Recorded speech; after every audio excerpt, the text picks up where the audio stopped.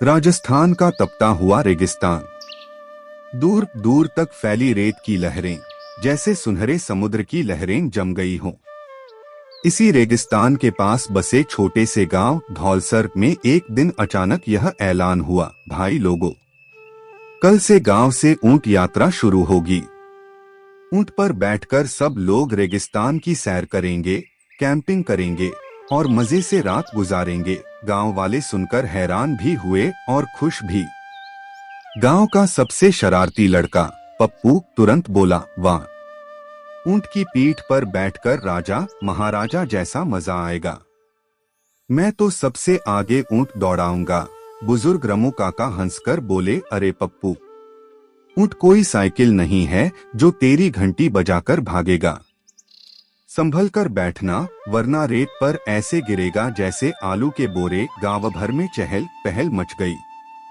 औरतें बच्चों के लिए पानी की मशकें तैयार करने लगीं, मर्द ऊँटों को सजाने लगे और बच्चे ऊँटों को देख देख कर खिलखिलाने लगे। सुबह सुबह सब लोग अपने अपने ऊँट पर बैठ गए।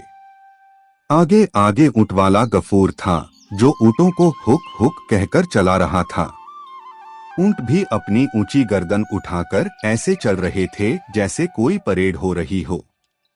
पप्पू सबसे पहले ऊँट पर बैठा और बोला, वाह, कितना मजा आ रहा है। ऊँट की चाल तो बिल्कुल झूले जैसी है। तभी ऊँट ने जोर से गुर्र गुर्र की आवाज निकाली। पप्पू डरकर बोला, अरे, यह गुर्र क्यों रहा है? कहीं मुझे गिराने की प्लानिंग तो नहीं कर रहा? सब लोग हंस पड़े। दोपहर तक सबके गले सूख गए। पानी खत्म होने लगा। रमू काका ने कहा, मैंने तो कहा था, रेगिस्तान की यात्रा खेल नहीं है। यहाँ पानी की एक एक बूंद सोने से कीमती होती है।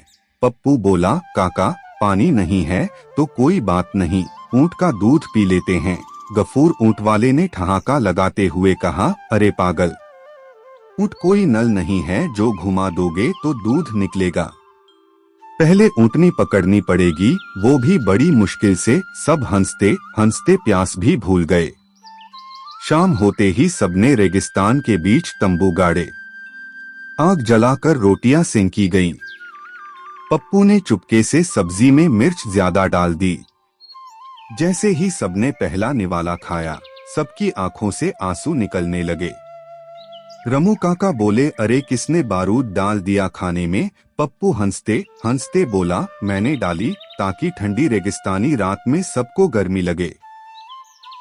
सबने पप्पू को घेर लिया और उसे इतना रोटियां खिलाईं कि उसका पेट गुब्बारे जैसा फूल गया। रात में सब लोग तंबू में सो रहे थे।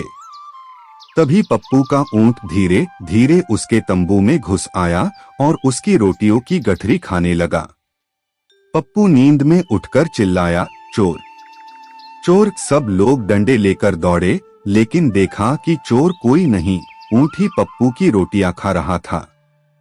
रमू काका हंसते हुए बोले, देख ले पप्पू, तूने सबको मिर्च खिलाई थी, अब तेरा ऊँट तेरी रोटियां खा रहा है।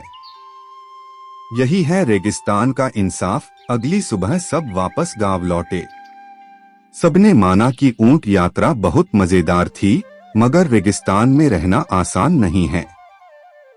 पानी की अहमियत, साथ मिलकर रहना और मजाक मस्ती ही असली खजाना है। गांव लौटते ही मुखिया जी बोले, आज से गांव के बच्चे सिर्फ किताबों में नहीं बल्कि सफर करके भी सीखेंगे।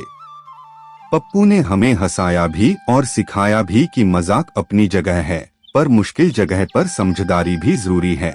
पप्पू ने सिर खुजाते हुए कहा, ठीक है काका, अगली बार ऊँट को ही पढ़ाई करने भेज दूंगा। वो तो सबकी रोटियां भी खा लेता है और बिना स्कूल गए सबका ध्यान भी खींच लेता है। सब लोग ठहाके मारकर हंस पड़े।